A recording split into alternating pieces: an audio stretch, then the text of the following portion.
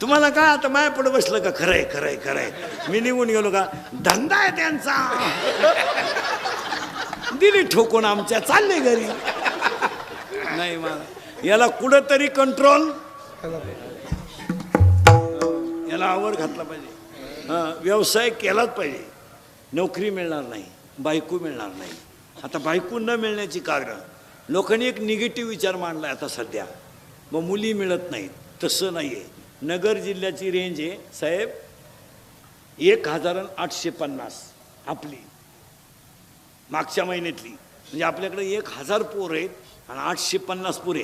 आता 150 पोरं तर कवाय मोकळेचे, तो विषय नाही. ते गणपती बुडवायला तो फुल एक ती टीमच आहे ती, तो मिटला.